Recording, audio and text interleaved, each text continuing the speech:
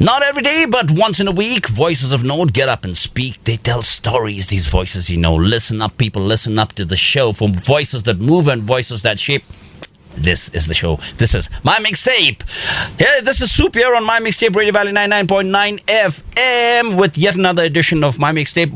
Behind the controls after a very long time is somebody who's had many avatars over the year, including the Sound Weaver, he was once called. He's the board operator today. We're talking about none other than the one and only Gancho. Yes, this is Gancho. Okay. Yeah, this is Gancho. And it's been quite some time since I was last on this show. I'm very happy to be back. And of course, we have a very interesting personality, as I like to put it. You'll know after we get into this. Right. You ask this person what he does. I mean, at least if you know what he does, most people refer to him as somebody from an agrarian background, That's been his label. But you ask him what he does, he says, I'm a moral philosopher. He's certainly an eccentric. I mean, in the sense that he's quite an unusual person who has a very refreshing outlook on life as well, and on all things related to his professional life also. If you tell him right now what he's doing, he's not quite sure. But I have to open up this session by asking him, my guest, Farmer Sangay, what he is doing. But before that, welcome to the show. Thank you, sir. Thank you, Gancho. It's been a long time we've been chasing you. And before we get to the other questions, you need to sort this out first and foremost. Why did you keep us away?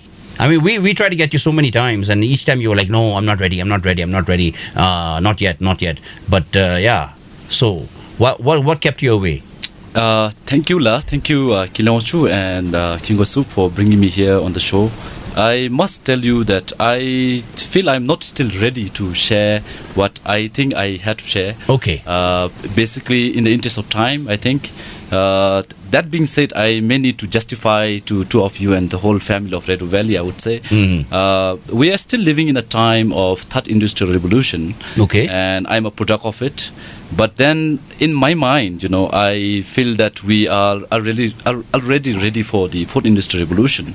And the way I have geared my life for the last 5 years, I would say I was gearing towards how to live and cope ourselves into the fourth industrial revolution, which is just emerging. But having said that, I think personally I was living into such kind of a life for quite some time. And even though I'm not technically ready to show anything or lived in such a grand time I have in my mind, I can eventually share some of the thoughts I have in my mind. Well, that's precisely why you're here. Why we've been trying to get you here. It's not because you have something to show. We're not interested in that. What we are certainly interested in is, as people, to tell stories, right? And we want to hear your story. And I'm sure there's so many people out there who want to hear your story. Now, before we go any further, let me just say that from this edition of My Mixtape onwards, we are going on video as well. So we have the good folks, Kushab and Poopen from Lavanya Films, who are doing the videography for this show. And yes, we also need to make this very loud and clear out there. We were looking for sponsors. Yeah, because if you really want your voice to get out there and you want to tell your story as well and you want your brand to be recognized out there, this is probably a really good platform. So yeah, please do reach out to us. Right, okay, back to the show, My Mixtape and Farmer Sangay. Right, so what made you finally come here? Well, this time I believe I can concretely share some of my framework for the worldview. Probably that is one good reason for me to be here today, I think. Okay, so in other words, you want to vomit out all that stuff that's in your mind. In a little palatable way, I believe. Thank you. But until now, I must tell you that I was doing a lot of things. I was basically experimenting with my life. Right. And I've encountered several things in the sequence of events.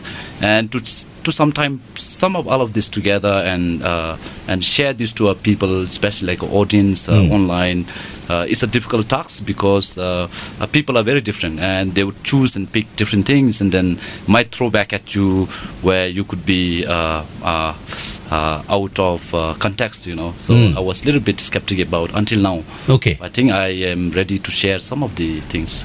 Well, as a person who has charted out a road that is very different in any case, I am sure you expect that there will be all sorts of reactions to what you do and how you believe and how you live your life. There will be all sorts of mixed reactions. And I'm sure you're no stranger to that. You're hardened by now. You're a seasoned person, right? So I guess then, therefore, it makes total sense to be here on the show as well and to talk about yourself, which is precisely why we want to hear, right? But I must say it like this though. I have not much problem in sharing what I feel in my mind. But then there are people out there who might care about it. For instance, I have my parents who are not that educated enough to digest some of the things that I would share, and also the kind of life I have imagined in my mind. So it might cause some unnecessary suffering, I would say, to some people. So I was just being very aware of that. Right. Okay. Noted. Very well noted. Otherwise, I'm a very open person. Right. I understand. And I am no stranger to that either. You know, people like us who chart out a different roadmap for ourselves, we often come up against such opposition, and very often that sort of opposition will come from people who are closest and nearest and dearest to you, and that's no biggie. I think we get used to it as well, and they get used to it also. Yeah, they get used to it as well. So can we get into my mixtape now? Because all I know right now, all I heard right now, it's about this show. Right. Yeah. Okay. Farmer Sangay not having the time, and Soup asking Farmer Sangay, why did you not No, make it? not only that, but is needed actually. No, but this is a good opener, because it prepares the listener in many ways for this guy and what he has to offer. The fact that he's been reticent about coming on the show for so long, and now he's finally opened up, and we do want to listen to you, of course. Sir. All right, so tell us, first of all, I know this, you already made it very intriguing by saying, I have been experimenting with my life, right? That's already made it very interesting. What are you doing right now? Right now, I'm doing not much, but like I said, I'm preparing for the future industrial revolution, and I'm actually working on 2 projects right now. Okay. The first project is I'm designing the farming community, farming commune for the economy 4.0, which is the 4th industrial revolution. And I'm very excited about that, because I now have a lot of young people who are graduated from different schools. They have different backgrounds. They are different skilled, and I'm looking for project that will not only say about the story I have lived, but a collective story of a society. Okay. The other one is I'm working on a theater. It's called the Bhutan Theater Art 4.0. And this is another project I'm quite intriguingly indulged, I would say. I'm quite passionate about theater arts, acting, and perhaps in Punakha I have really enjoyed having Kinga Sup there as a teacher, although he didn't teach me, but he's a theatrical guy, he has drama everywhere. I think I do share such kind of a character as a person, and over the years so many things that I have picked on my way are sometimes difficult to discuss on a formal table, so to say, but rather through the theatrical shows and dramas, I think we can attempt to give an audience a certain experience that I go through in life, and that is one of the project I'm looking for. And also my belief is that now the 4th industrial revolution is happening around the world. We are already gearing towards it, but in our context of Bhutan, we are still talking about the heavy machines, investment, capitalism, inequality. So all these problems that we are stuck with right now could be only solved through the technological revolution that is going to happen pretty soon. All right. And for that to happen, I think vast majority of our people right now, I would say 70% of the people are still not really technically literate, I would say, although they are part of it. Therefore, I think theater can be a very useful means and tools in educating this. Right. You'll have to educate me as well. You keep talking about this 4th industrial revolution. Exactly. I was wondering. And I'm in the dark over here. I'm not quite sure what you're talking about. I know about the industrial revolution, but what exactly do you mean when you say 4th industrial revolution? I'm sure that you'll have to give us a little history lesson, but just make it quick. Come on. Okay. So in my own words, I would say we are right now living in a moment of disruption. So if you look around in the world, all the solutions that we have come up in societies to solve garbage, to environmental destruction, to social equity, to woman empowerment, all these problems that we are presented with, and the solutions that we have come up with intense effort from the state to government to NGOs, civil societies and individuals, are actually disrupting in the sense that they are not being sustainable by its own nature. All these things are becoming more and more irrelevant, I would say. Okay. That is the moment of disruption. Okay. Every time we thought we found something, it's going to go away. And then something's going to emerge that we really don't know yet in the world. If we look at the evolution in the whole history of technological machines. Okay, let me say in a very historical nutshell, we started the whole civilization started around 17th century by the steam engine, and then the printing press, yes, and all the whole chain of events have unfolded since then. And then by the early 21st century, we started the technological revolution. And after that, right now, the Internet of Things are so rapidly emerging, evolving, that everything that we do around will be transformed in a very short span of time. True. The way we live our life today would be, in near future, let's say around 2 decades from now or 3 decades from now, the way we live our life would be fundamentally different from how we live today. And that is quite scary to a lot of people, because by human nature we have the ability of being clinging to what we like, this habitual pattern. But when this industrial revolution happens, we would be forced to adopt to a new kind of situation that we are not aware about. And this is going to be the 4th industrial revolution. This will be led by not machines, not by the agricultural revolution, not by computers, but it will be led by Internet of Things, which means right now, as we understand, Internet is like this bandwidth, we play on phone, 3G, 4G, but Internet of Things would be very interesting, because everything that we see around have frequencies, has vibrations, even the water has it, this bottle has vibrations. So technological evolution would be too advanced, so advanced, they would be able to tap into all these abilities that we could see and sense, some things that we cannot see and sense right now. And that will be the 4th industrial revolution. The way we eat, the way we cook, the way we do shoppings, the way we talk to each other, the way we dream things would be fundamentally changed by... So you're saying the 4th industrial revolution, when that time comes, that we don't actually need to eat food, we can just like pop a pill and we can survive on that. Well, this is one Could be. Well, this is one of the assumptions that we have, but I think this will also bring other dimensions of discussion, I would say. For instance, in the current economy that we're in, which is the 3rd industrial revolution, we are stuck with very plain narratives for a very long time, and these narratives that is driven by globalization and consumerism has brought us 3 fundamental narratives around the world. That is, people have moved from their villages and rural areas to cities. Urban cities. Yes, our rural homes are not just becoming emptier, but also spiritually very empty. We lost the connection to nature. Right. The other thing is, young people are not fitting into the kind of jobs that we have right now. So unemployment is bound on the rise. And the third one is the income inequality is bound to happen by the nature of the third economy itself. The capitalist economy, which is driven by profit and driven by maximization of limitless growth, is bound to bring this inequality among the people. And in the 4th industrial revolution, this is going to bring democratic marketplace and autonomy to whatever intellectuals that people have, machines that people build. So in the sense that so many things that we value right now and gather around in our houses won't need to be there. They would become a public or a common goods around our city. For instance, drinking water would be a fundamental rights of people. We don't have to buy, for instance. Internet would be fundamental rights of the humanity on planet. We don't have to pay for it, which means any guy, even in the rural areas, or as long as he has access to all this kind of information and knowledge, he has the innate potential of in his mind.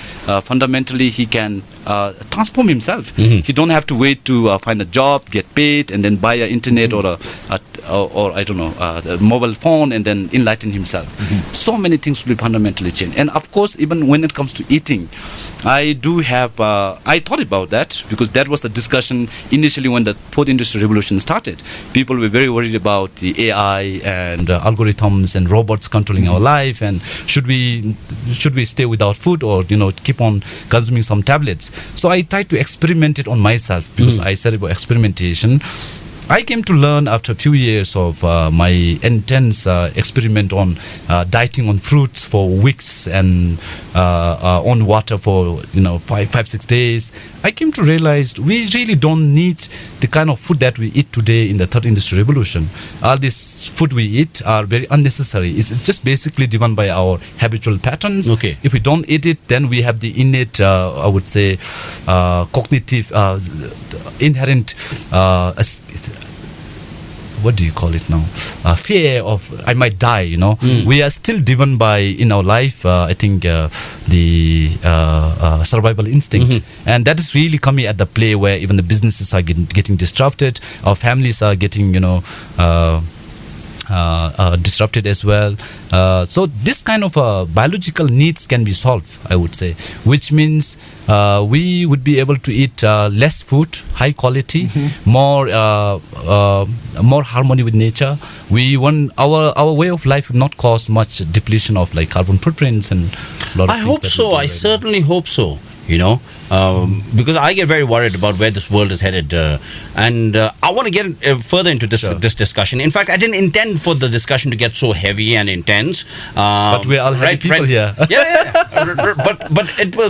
But with you, we have to expect the unexpected, and that's exactly what happened. We've already gone into some very intense matters, pretty deep stuff, right? But I like where this is going as well.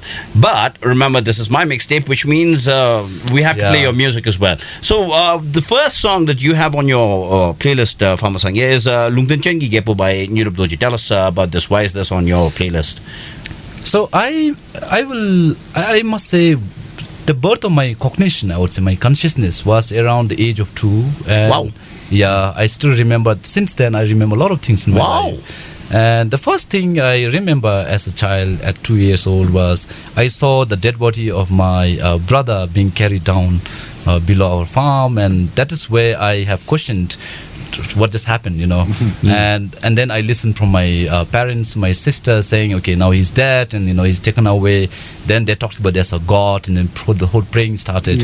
And so my whole birth of a consciousness in me, my existence, started questioning, who is this God? Why did he let him die, and why we are here?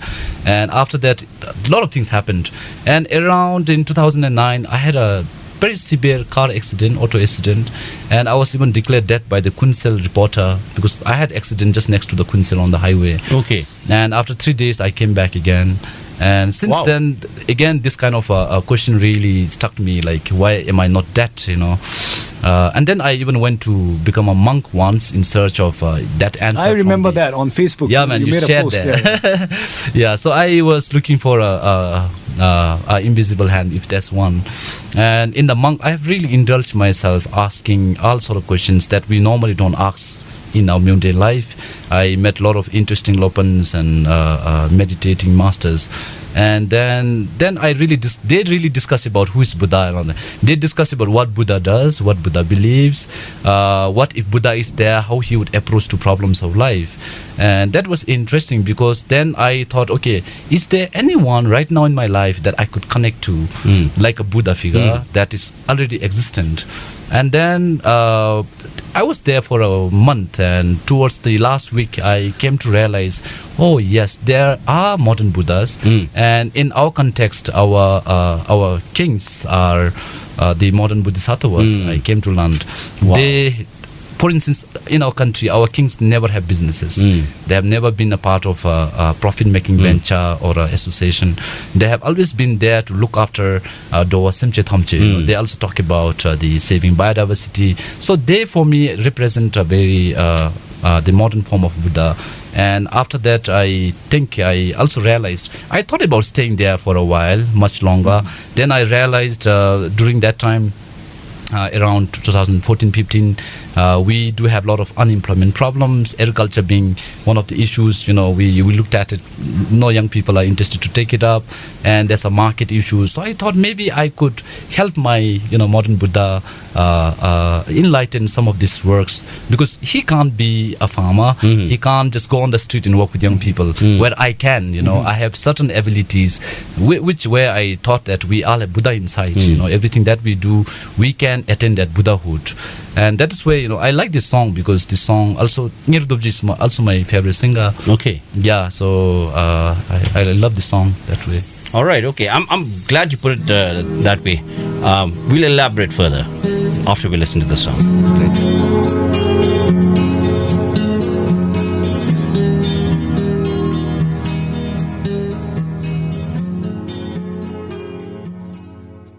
All right, for those of you on radio who may have tuned in late, just let me tell you that you're listening to my mixtape here on Radio Valley 99.9 FM. We are here in the studio with our guest, Farmer Sangay. How comfortable are you being known as Farmer Sangay? Quite comfortable, I would say. Okay. In the beginning, I was a little bit skeptical, because the whole word farmer has a connotation of not being very positive. Okay. Young people are allergic to it. But right now, I think there are a lot of young people, even on Facebook, whose name starts with farmer. Right. And Okay. I think I'm quite pretty much Okay. with this now. Cool. Right. In So- fact, that is the whole purpose of having this name on my name. Right. I understand. It's part of your image. It's a part of your brand now of the person that you are.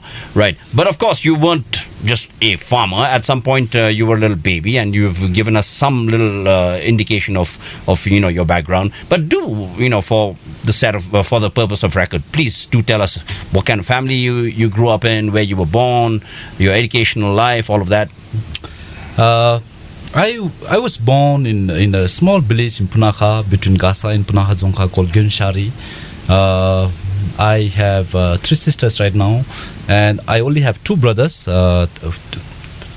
Luckily, I only survived from the male side in the family. Okay. I have my father died around the age of 86.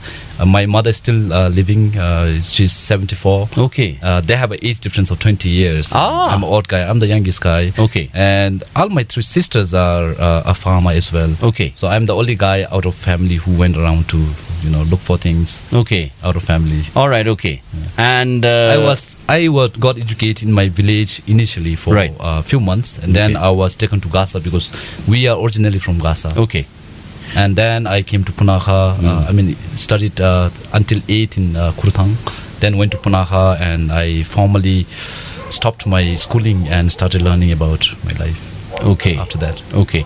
I remember when I first met you, this was 2003. Yes. You were a student at Punakha Higher Secondary, which is Punakha Central now. Yes. Right. And I was a teacher there. I was in my very first year there. You made a very strong impression on me, because first of all, of course, you used to do most of the announcements at our public functions, etc. Yes. You do it in Dzongkha, and I'd be the guy doing it in English, Yeah. right? So teacher and student, We're still here. yeah. So we had that, we were doing that back then.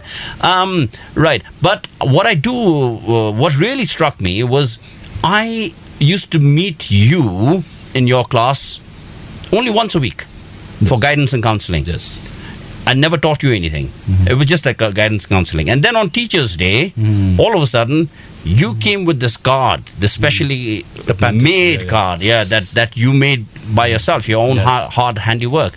And that took me aback. I was like, well, I don't even teach this guy, And here it is. Yeah. What I also remember is you standing next to this big boulder that we had right next to the school building, painting a white-bellied heron, was it? Yeah. Right. Yeah. And so you have obviously a guy Lot who of works with his memories. hands, a guy who works with his hands. You're artistic as well. And I do remember looking back and thinking, oh, this guy has something different. different. There is definitely something different about this guy. So that would be my first memory of you. And of course, I wasn't going to know that. I mean, who was I to predict that I would keep seeing you and get fed up of seeing you also over the years?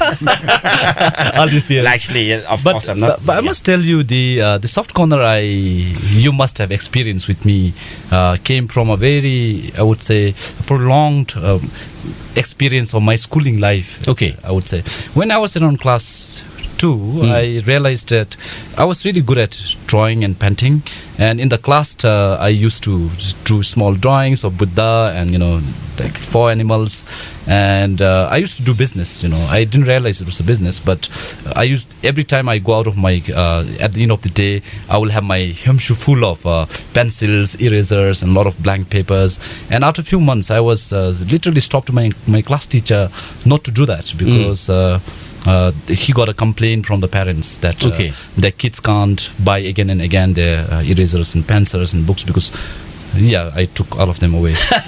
but what do you mean by you snatched it for them, or you did no. Trade, so what some I do sort is of a trade? Kind of an entrepreneurial stuff that I was doing very unawarely. So I was doing like this kind of folders, and like from one paper I could do like 5-6 drawings. And then there are lines of people every interval in the lunchtime. People come and exchange their pencil and paper, and so I was to do things like that. So after that, what I realized was, so I can't do what I like to do in the school. Right. I was a little bit stopped. So what I did was, knowingly, I channelized my energy into doing drama, doing speeches, extracurricular activities, singing, music. I used to do a lot of stuff like that in the school. And when I reached around class 10 and 11, then I was introduced to the whole science, and I was studying science. I was in the science class. He was teaching actually English, arts, and commerce. So I was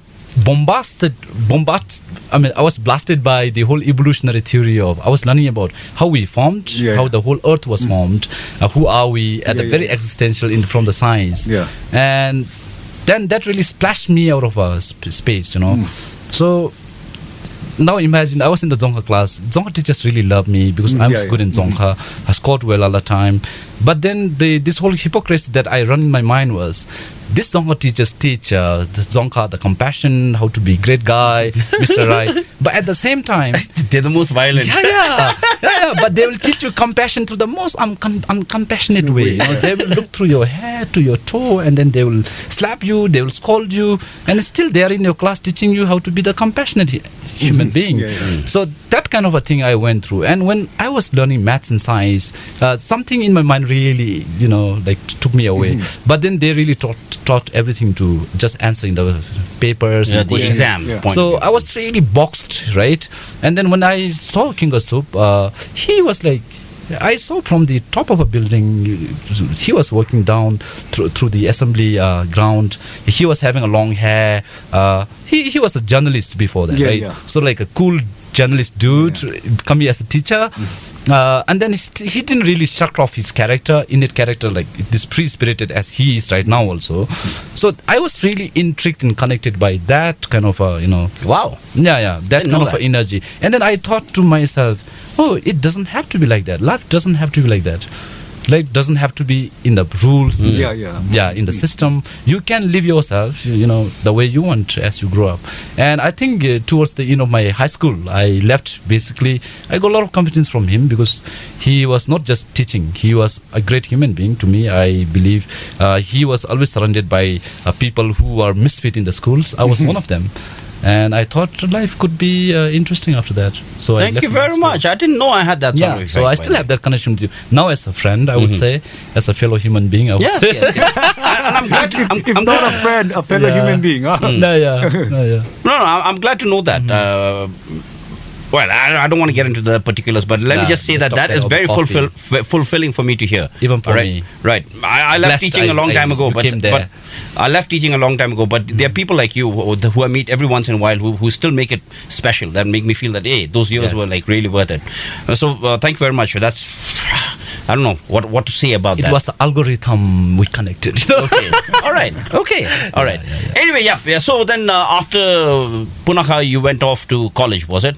No, you didn't go to college. I was really stuck, because everything that I thought was teacher was saying, the system says you can be a doctor, you can be an engineer, you can be a teacher, but I basically want to just be myself, and I had no identity. And by now I think Farmer Sangay is a radical identity I have adopted to.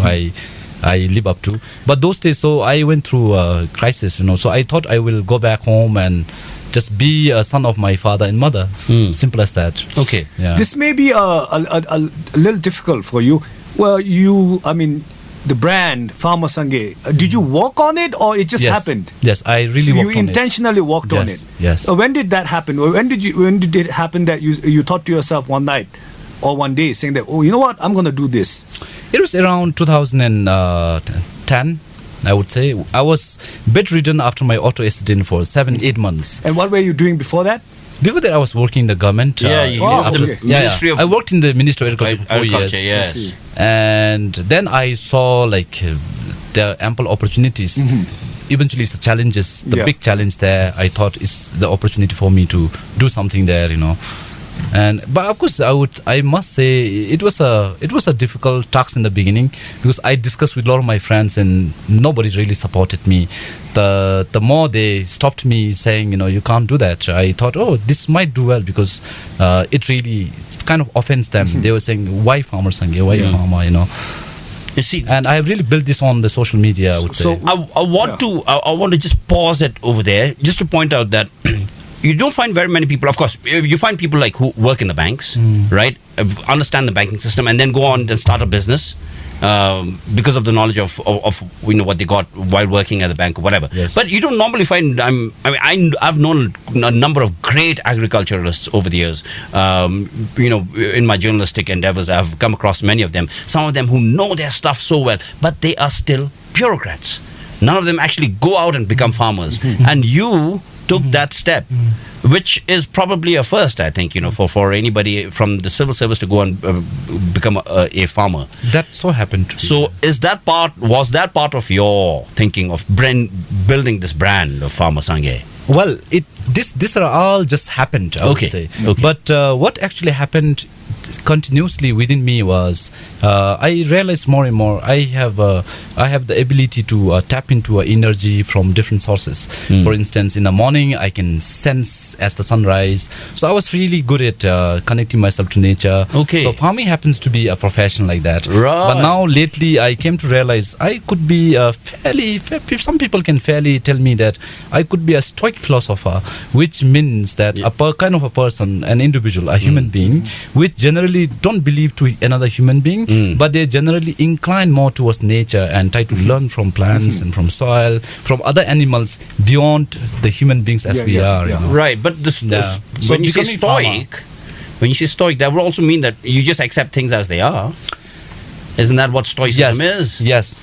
Accepting things as they are is one way, but accepting things as they are as per the nature is another way. I think there are a lot of things that we do, and we say we just say it's like that. It's not like that, but it's definitely not a denial. It's definitely not a total acceptance. Right. Stoic also could be it could be a very strong-minded person, Right. I get what you're saying. Yeah. Or said, so thanks. I mean, you're putting a lot more depth into my understanding of what stoicism might mean. Right. Okay. So then, what exactly was it that you did after your tenure at the Ministry of Agriculture? So I went back to become a farmer in my village. I grew tomatoes, and then I learned there are a lot of people. So generally right now, I believe that all our Bhutanese people are more influenced by nature than Buddhism or any other concepts that we see around. Okay. For instance, in the village, my parents, my sisters, every morning when they milk from the cow, they will still worship the little stupid stone by the corner of our field. Or there's a very huge old, like a cypress tree by the poto, by the hill. They connect to the nature more than any other people I have seen in the world. Okay. Like biodynamics farmer in Europe, they do have the connection to the moon and sun and the cosmos.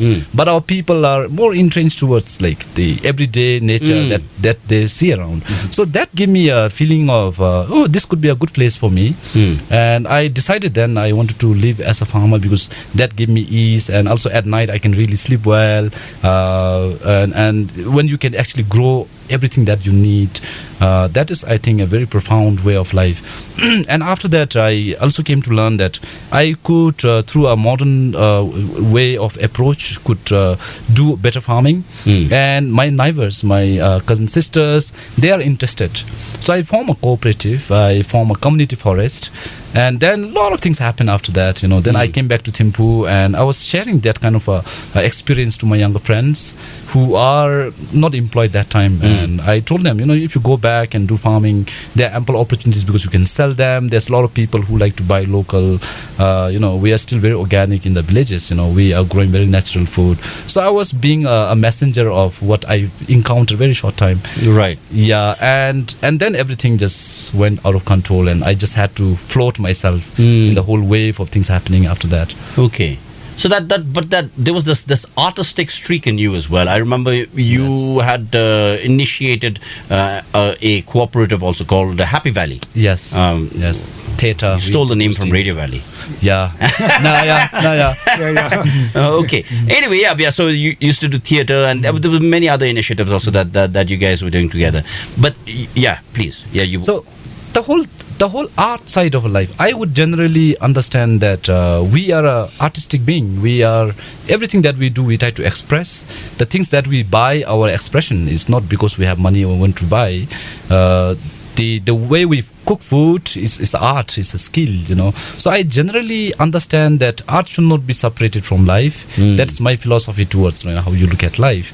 And yes, the farming is a very artful skill of living life. Wow. There's a lifestyle which allows you to be very artistic, because when you have no home, then that become a beautiful home, because you'll have to construct with the local material. Your beds look very different. You can't buy those stuffs in the market, So everything can be very unique and artistic by itself. So life that way is beautiful, because life by nature is an artistic creation, I think. Right. And would you also agree that artists generally are eccentric, are different from most people? I think everyone is artist, but some people control themselves. They try to fit into the system so that they can sell, they can value themselves. So they might look very fitting in, but deep inside, if you talk to heart, everyone is so different. But artists like yourself, like Gachu, I think partly myself, who believe art is a way of life, we can be very annoying at times as well, because we just like to be honest and see things as they are, Right. Yeah. And therefore, we're not afraid to do things our own way. So therefore, we've had quite a bit of snow this time around, this winter. 2 winters ago, we didn't have too much, but we had one freakish day of snow, and somebody sneaked out of their house in underwear on a bicycle. Challenged everybody. Yes, on a bicycle. Was riding around in the snow in his underwear. I wonder who that person. But an underwear. Yeah, I wonder who that person might have been. So this is the interesting side of like people who live out of borders. I believe that's why if you are, some people like to become a terrorist. They get attentions. But I must clarify, that guy who was riding on underwear on bicycle wasn't me. Oh, it wasn't you? It is our friend Sringdoji, who is now the executive director. There's another artist guy. Right. But year before that, I was doing another crazy stuff on in the snow. Okay. So people have, how things happen. All right, so but they thought he could be still the craziest guy there. I'm not. By the way, this year, all these days of snow, I was just sleeping and chilling out. I think. Pretty much what I did as well. No, but okay, I was under the impression that it was you. I know, a lot of stereotypes. Right, a lot of people thought it was you, and I really did think it was you. I was like, Farmer Sangay, that's the benefit of being out there, I think. Sometimes. Yeah, but I wouldn't have been surprised if people had said that was you, and they pointed to me. But you posted it saying that I challenge. I think you posted saying Yeah. that I challenge. That was the other year. Karma Yanted. The other year. That was the other year. I was actually dipping myself in the snow. It was much more challenging for me because actually I don't know how to even ride a bike. Oh, okay. Yeah, So yeah. I it's really definitely don't know. not you. No, Yeah, yeah. not at all. Not at all. Yeah, I see. Okay. Yeah, yeah. All right. Okay. No. All right. So we'll move back into your playlist. Great. All right. La to sakangi chito ka. The first song I sang in the school in Gaza. Okay. Nah. All right. It's also one of the first Bhutni songs that Has a modern the lines of which I could remember. Yes, that's simple, right? That's simple. Yeah. It's true. All right. Anyway, yeah. So tell us about this. Why is this on your playlist? Well, I was studying in Gaza. All that we see around is mountains. Right. It allows us to connect instantly. And this song is also came during a time where we were obsessed with the old traditional songs and looking for a modernity. And that time, this happens to be one of the modern songs, and it was played on piano and very simple music. But Nirduj was, I think that time he just started his career as a singer. Yeah. Okay. All right. Let's see if we can relate to the It's one of mountain the first song I saw, I would say, on screen. Yes. Okay. Here we go then. Lata Sakangi Chitaka by Niruptoji. All right.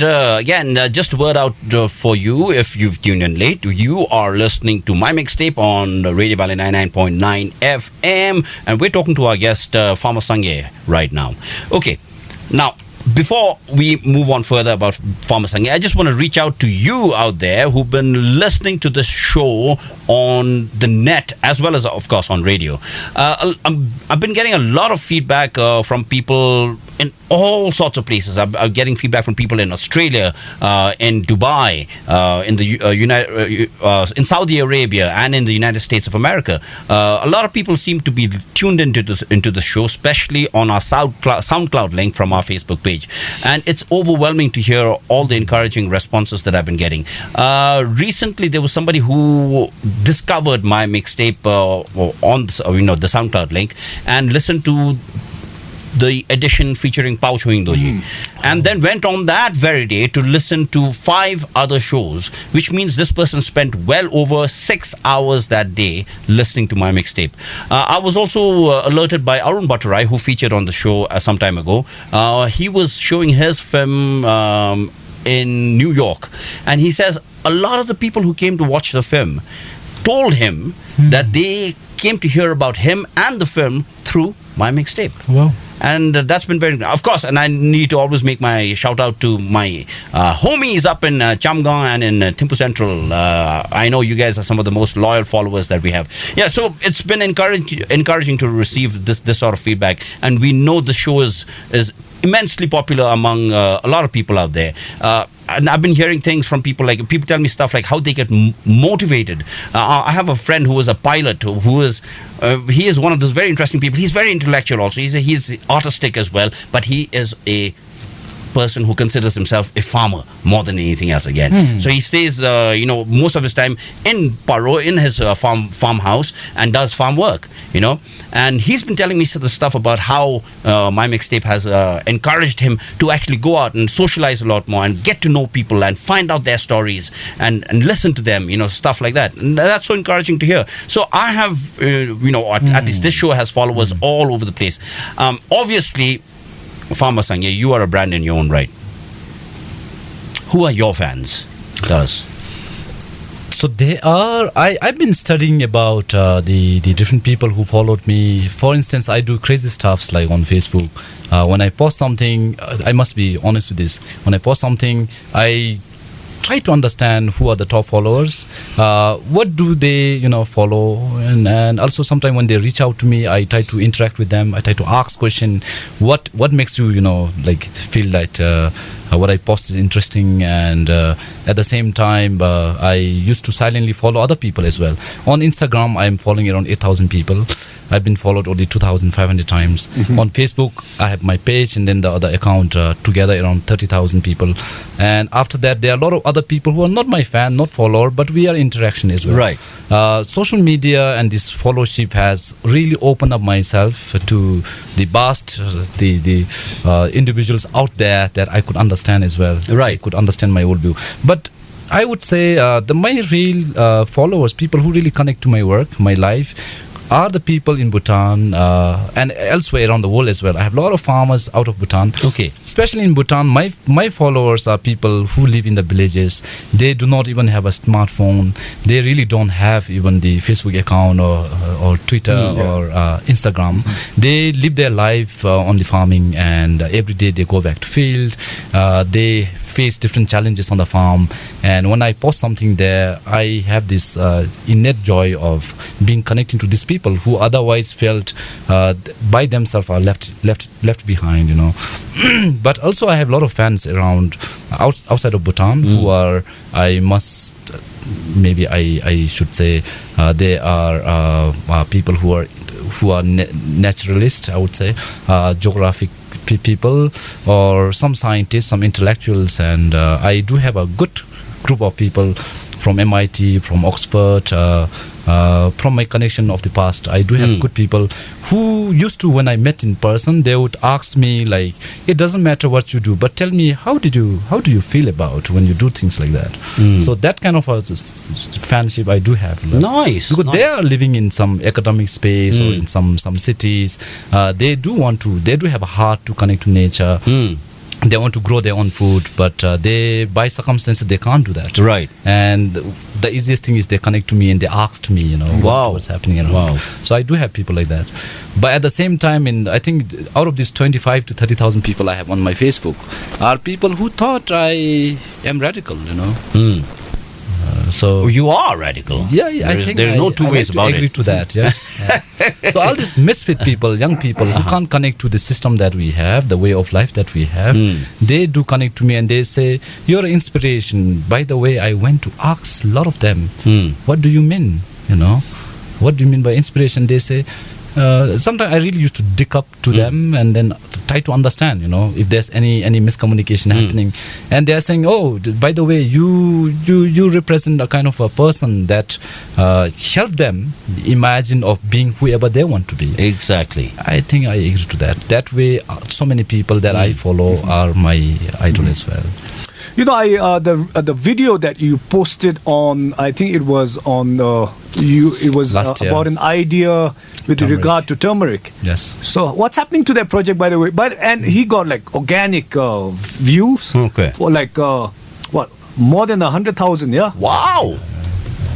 Yeah. So, you know, this farming thing, to me, I really deeply connect to the nature through farming, because that's the only profession right now which is remained in the 21st century that allows human being to understand and connect to everyday life in the nature. Because we are a part of nature. We are stardust, as we always claim through the poems. We are stars, you know. And doing farming, everyday life, really allows us to connect and hone our energy to be able to connect to a lot of people. I think the whole point of empathy, we can learn it from nature. When we see flowers, what kind of intrigue, you know, this that we get it from. So when I was posting that, I never had a objective of like I wanted to have a lot of followers or want to make it famous or go viral. I was sitting there growing that stupid turmeric for 2-3 years with my mother in the field. It really went well. And also there was a whole story behind, you know, how this turmeric was grown in my village. Like that during the Third King's time, different people have come to like put this in the jungle, and then our people over a time picked it up from the jungle, started growing it again. So this is a very beautiful story that we live. It's a story of Bhutanese, the story of these communities that I used to work with. And then that really connected to me, and I didn't even try there. I just stood there and then put like 10 minutes of how I was doing it and what's my plan. Yeah. I think instantly. And you were biting and chewing on an apple. Yeah. I remember so that. A lot Very of people, natural. Yeah, a lot of people I think connected to that. Yeah. I must say that during that time, a lot of Bhutanese felt like me, I would say. So that went, you know. But I mean, the updates after that is this year. After that, I never had funds in my life because I don't believe in money, so to say. I believe in life more than money. So I never had money and resources. I went around, could not organize any resources. So my mother allowed me to took some loan on her around 400,000, and then I could support around 20 young people around the country grow their turmeric. Yeah. And this year now I'm helping them market to another growers who need seeds. Yeah. And I believe that in the momentum has taken place. Now the Minister of Agriculture has also identified turmeric as one of the focal commodity to promote in the next 5 years. I see. And when I was doing it, it was not even a part of the PSL priority sector lending scheme like commodity they have identified. So I'm happy that some momentum has taken place. Now it needs some natural growth in the farming ecosystem itself. That's why I did not really put too much pressure in trying to own it online or trying to push it or update it, because people connect to it, and that for me is the best thing to do. But are people making money? I mean, you were encouraging people to invest their time and their land in this business. Yes. Very happy to know about it. Yes, it does. It does. And but of course, a lot of people are interested in schemes that make quick money.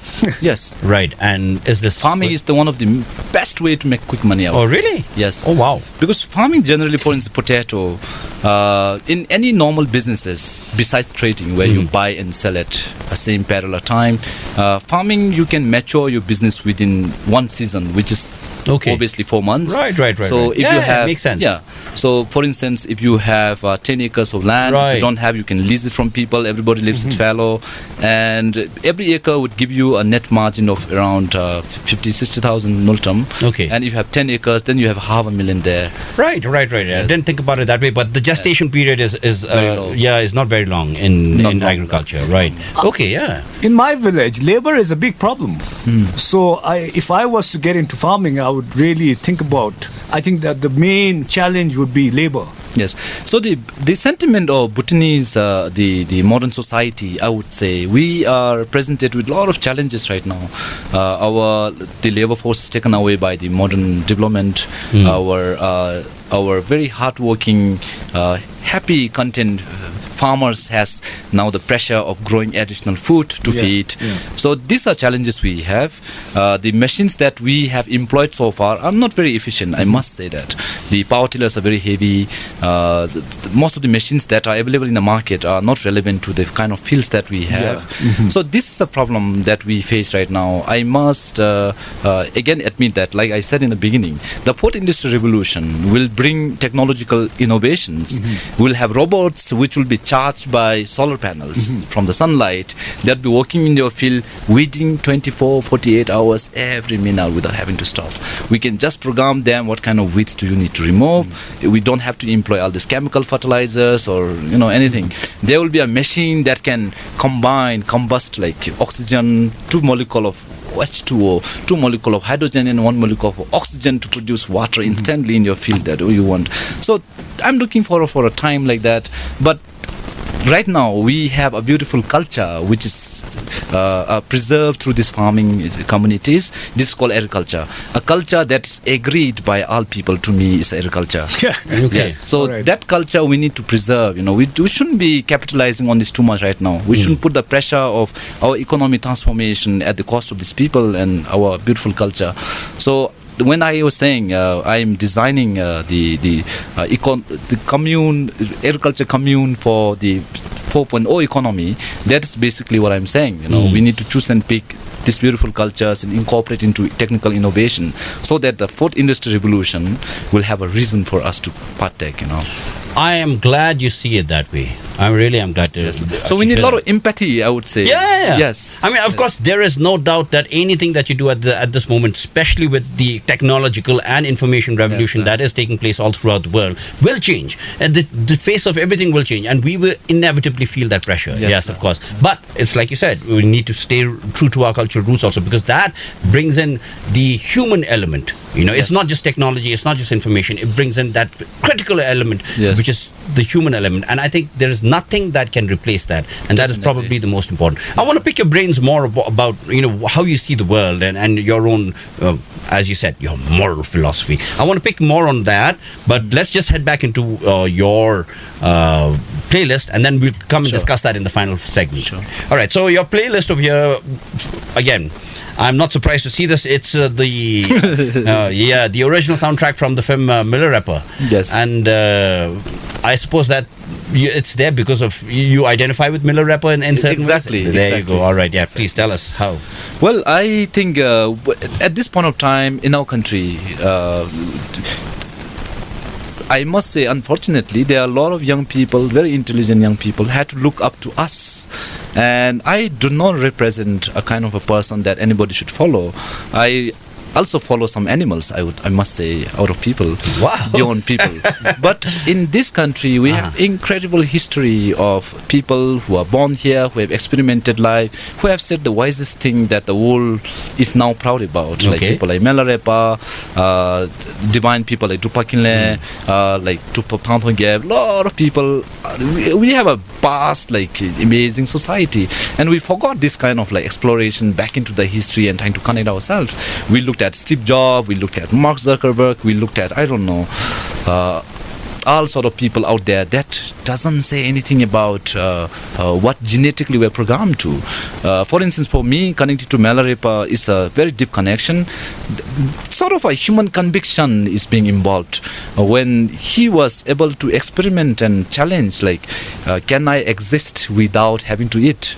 So he went into the jungle, he didn't eat much, he didn't even drink much. But at the end, I think the story to me connects to, like, he got TB, and of course there's the whole revelation of his existential, there. And in the fourth industrial revolution, we are not going to be driven by job driven or purpose driven.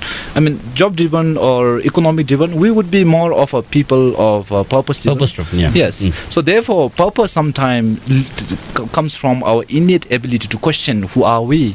We are all existentialists, I think this fourth industrial revolution will be the onset of humans again asking our own questions. And Melarepa for me is a disruptor a long time back. So yes. Who eventually had to question himself. Yes, la. At the Beautiful. end of it. Right. All right. So let's check that out.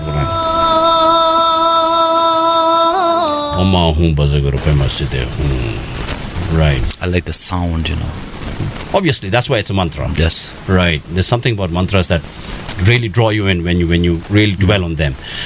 Obviously, a person in your line of life, let's not say work, in your line of life, has been through many challenges, many difficulties. And all of that has obviously gone into shaping the person that you are and the way you see the world. Tell us about that journey, that internal struggle and the trials and tribulations of being who you are, Farmer Sangay. Tell us some of these challenges. I would say there are two kind of challenges in a broad spectrum of things. On the grand scheme, I must say that the collective identity that we're trying to create in the world is a bigger challenge. I often still ask myself, what's happening, and there's no answer to it. The other things are much more mundane, like buying things. I have a daughter. I got divorced around after 4 years of my marriage. Being able to fit into the current system is an everyday challenge. I rejoice it. For instance, I'm someone who like to do a lot of things, and in a modern time, when you want to do a lot of things, you need to also have a lot of resources. One being money is a very important resources that would only allow people to express what they go through. And I never had that. And then I also realized through a lot of struggles, the most interesting part about life is that every time you struggle, you are challenged, the wisest things comes beneath there, Yeah, it's there. And then I thought, economic problem is not my problem, by the way. We have global economic problem in general, and in Bhutan we do have national economic problem. I'm just being part of it. I could distance myself from that, and then I started living a life which really requires less resources. Right. I often really don't eat much. Right. For last many years. You don't have. I've never bought a lot of things. Right. Of myself. You don't have a home, for example, right now. Yeah. I do have home everywhere. Yes. I have no house as such rented. I also never bought any luxurious things. For me, stupid things are better. I'm a stoic. Okay. I like to be a little more practical. I think it's being more practical. So I also changed my life over time. So these are again challenges. But by the way, Ganchu, it's just very difficult to sometimes fit into the narrative of even like answering to questions. Yeah. I in general I look for challenges, and there's none that is really Challenging strong enough. Yes. Okay. Yeah, because everything became very interesting for me when I have no home. That allowed me to meet a lot of people. I crashed into a lot of friends. And Okay. I have a lot of hostility on my way to. You know, I places. remember you telling me that you've never gotten angry for the last 2 or more years. 1.5 years, I think it was. Yeah. 2 years, 2 3 years. months. Wow, 2 years, 3 months. You haven't been angry. Yeah, it's That's very beautiful difficult to fathom, to even. But see, this is the whole point about of what I'm saying. Right. These are the most easiest thing to do.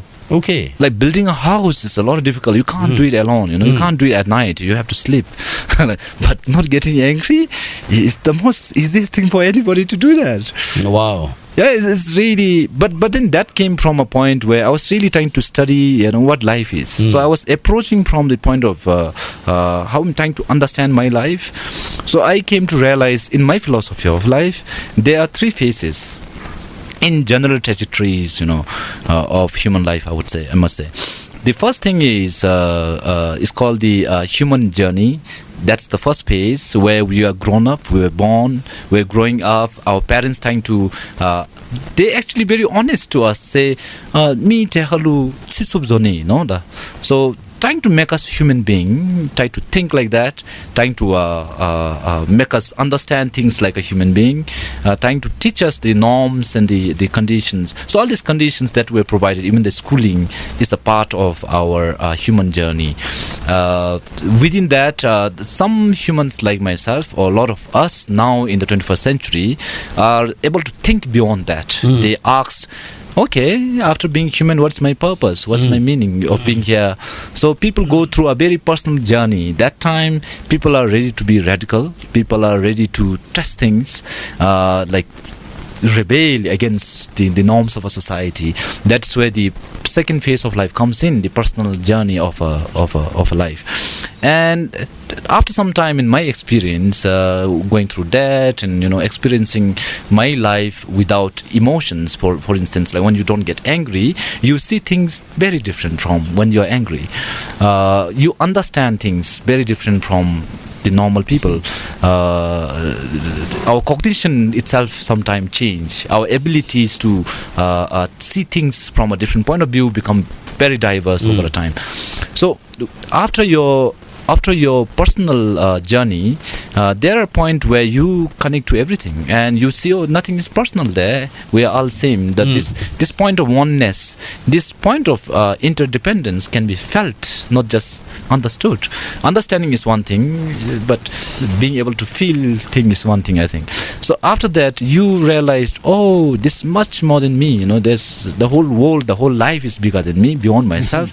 When you can find the reason of your life, of your existence, beyond yourself, I think that is where the universal journey of humanity begins, because humans then could be able to recognize that I have much more responsibility to, because imagine, look around, all these cats and dogs and frogs and rats and all of that, they are another very independent animal that we all evolved together. But right now we have stopped a lot of nature, and we are living this glory at the cost of the whole ecosystem out there, right? So I think shifting our consciousness from ourselves to the vast, the environment out there, I think it's a journey of universe. There's a unity of, like, you can connect to a lot of things.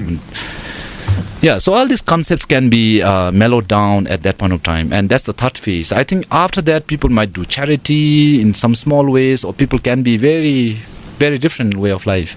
So that is, for me, is the final the stage of a life in this human form. I've tried to investigate a lot of philanthropists, a lot of scientists. There are some scientists who are now a farmer somewhere. I met them in some part of the world. They are experiencing life very differently as well. But my narrative framework allowed me, because I become by occupation, I try to understand life through farming, which is devoid of business, because I have no stress of making money to make my life. I can grow my own food. I have no stress of somebody coming to snatch my job because I have no job. I'm totally out there, So so that's generally, I believe, in life in general there are three phases, and if we can understand those phases, then all this everyday struggle can be much more simpler to face it. The question was very simple. The question was, you haven't been angry in 2.5 years, 2 years and 3 months. I can feel anger. No, I know. But that was just a question. That was the very simple question. And what I didn't expect was, or maybe I did expect, was something that sounded more like an explanation of Maslow's hierarchy of needs. It kind of sounded like that. But here's the thing. What it does tell me, therefore, is that you're a person who, when we talk about something as basic as anger, which is a very human emotion that all of us feel, and you can take it to that level, it shows that you are a person who has a deliberate approach to life, who has thought things out. And Farmer Sangay, one of the reasons why you have this vast appeal, not just to people who follow you on social media, people who have access to social media, but you have an appeal to people who don't even know about social media, who live lives in rural villages somewhere where they're totally disconnected from all this media hype and all of that. And one of the reasons of why, I think, is because you're just that kind of person. I believe so. But I think there is a connection if I explain it this way. I was thinking about this for last couple of years, Kanchu. And then I try to even explain to my friends, I think life is like that. And they will say, what do you mean? This is useless. Tomorrow you'll be still here talking about the same thing. I need to find a purpose. Okay, if that is true, if what I found is interesting, then it needs to have an application. Unless that is an application, people are not interested in it. True. And being an existentialist, whatever you say have recognition from your friends, from your family, it's become important. I'm just being very honest. Yeah, true. We always want that recognition. It's validation, is it not? Yeah, validation that we are here and this us and all of that. So the application of that kind of understanding the worldview, the trajectory of general evolution of life, could be very useful in trying to understand the social change, for instance. So I've looked at, in our Bhutanese context in 2017-18, what is the majority of people, like what's the life phase they go through? Because in a democratic setting, in a free market economy, like majority law, it's now becoming more and more our way of life, and sometimes, even though there's a democracy, for instance, around the world, often it's not represented by majority or law of majority. It's always by influential. So I was trying to understand how many percentage of Bhutanese people could be going through the human phase, human journey, a personal journey, and the journey of universe. And I came to realize the vast majority of our Bhutanese right now are going through a personal journey. That's why you go around, everyone in the system blaming the system. They are being very open about it.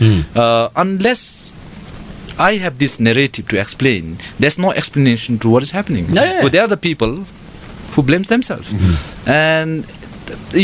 And then this could be useful in designing programs and macroeconomic policies. For instance, if we have that many people who are looking for purpose, who are looking for an alternative narratives in their existence, then how can we provide that through the policy and system become very interesting. And also the second application could be that whenever we have small organizations, First of all, what's the purpose of having a state, having an organization, having an entity, having a community? It's all same, so that we can all progress together, we can all transform together. So there's a higher impact or higher consciousness we can achieve it. So in the organization, whenever we have like people, more than 5-6 people or 10 people, a group of people, then this become very useful because it could apply to a lot of people. So we can understand what kind of a work culture we need, what kind of a timing we will abide to. So by the way, I have used all of these in the works that I have done so far. Okay. And I'm quite pretty confident to say that in Bhutan, the early adopters could be 45%. Unlike that we read from the books, like it's 12 to 13%, in Bhutan could be 45%. Okay. Which means any good thing that we do in Bhutan would be taken up by 45% of the people. Wow. Yes, that is where I think the Good to stupid know. name Farmer Sangay came in. Okay. And the people took by the face value. People have questioned me. Right. But generally, I think Bhutanese people felt that farming is a good thing to do. Yeah. And it's a solution to a lot of complex problem we face. And I picked through that. You know, just to wind things up, let me just try and offer my own little take on this. I think one thing that's certainly different about this age is that, you know, whereas in the previous generations, it's always been about, you know, your family and your parents tell you, why, rupa, ta nebebe la nebebe tani putitash kadebe mo ta chete be su womena se mo or that rupa ta chimchap de ngachana ta never lui me the way say always trying to be just like everybody else. But one of the things about you, distinguishing factor about you, is that you're an individual. You're unique. Yes. And I think what we have come to realize with the advent, or rather the proliferation of media technologies today, and social media in particular, is that everybody out there has their own story. Yes. And everybody is the hero That's the in their own story. Yes. And therefore, you want your story to relate to somebody else out there also. You, Farmer Sangay, come across as somebody who features as an interesting story that somehow we can relate to. And that's the thing. While the previous generations may have looked to be one among everybody else, to be just like the others, I think we've come to a point in the global evolution, the evolution of human beings, where we understand that we all want to be connected, Yes. and that we all have a story. Yes. And I think that is one of the reasons why you have this very mass appeal. You know, Yes, la. in many senses, you are people's best friend. Well, we are all our best friends, Yeah. first of all. And when that can be appreciated by training our mind, being mindful, then it will not instigate or inflict this anger in the other person. So living like without anger allows me to connect to everyone as they are, not as I want. In the past, I used to have agendas because I need to find a reason for my stupid life, you know. So I often ask people like, are you my reason, you know? Are you reason for my failure or my success or my stress or my happiness? But when I started really being mindful about my existence and started training my mind, it really helped me understand people as they are. And in general, my love for people has really increased. I really believe that people are amazing everywhere. All right. Before we close the show, you know what? I got to admit, Farmer Sangay, you know what? Every time I see you, it makes me happy. I don't know why. I think it's the That's what I'm saying. the He's energy everybody's- that you carry, the Okay. aura around you. I feel very uncomfortable, but since I have made a lot of interesting convictions that I don't want to lie, I don't want to get angry in my life until I die.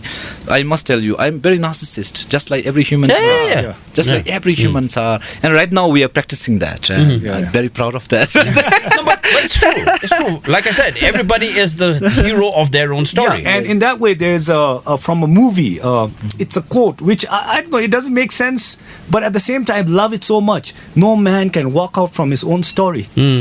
Impossible. Yeah, it's impossible because you Yes. are the hero of your own story. Exactly. And So what happens to you? It happens to you. It's your making as well. you know? Exactly. Yeah. It's true. But having said that, we all do pretty much the same thing. We all have different preferences, outcome preferences, and that is only played through, expressed through our emotions. We are not human beings. We are emotional beings in everyday life. We don't exist as we no, are. except some of us who don't get angry. Well, still we can feel it. Like when you have a person who is very excited next to you, you are part of that excitement. yeah. you Right, know? right. True, Only true. thing is you're aware that you're being excited. Otherwise, we would be controlling ourselves and then sometime offend the other person. Okay. All right, I've been trying to I wind. also have a formula to actually, I have practiced that. Okay. For instance, when I was trying to live without anger for over a time, I learned it really helped me attain some pure perceptions. Okay. And I needed to really focus more of my energy there. I then came to learn, we are living in a very perceptive world, not really the reality. The reality is very perceptive, as we discuss in media, in everyday life. And our perception is our observations. And how to get our pure perception really decides fundamentally what we interconnect to each other, or what we try to do to either in a society. So perception, to me, there's a formula to attain, get better perception. So perception equal to observation square plus T, big T, plus E. I construct this formula.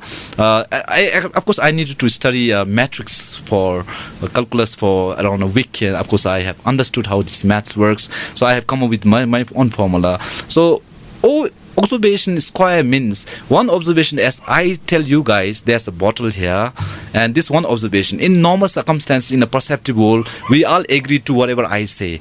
But in this approach I'm trying to pay forward, I'm saying, okay, there's a bottle of water, so you guys need to see. That's the second observation. So everyone is aware there. There's awareness being invited. And there's a T, capital T, with the truth. Truth is, okay, we can actually objectively approach and understand. There's very, very less water. So if you need water, next time you'll have to buy. There's the information there. And there's plus, last, there's the E. This E is the most tricky part. There's the emotions. For some people, less water is fine. They even don't drink water. For some people, they need a lot of water, So this, our ability to reduce this error of our emotion will increase our probability of understanding reality in a better way. I really love that idea. You've certainly worked on it.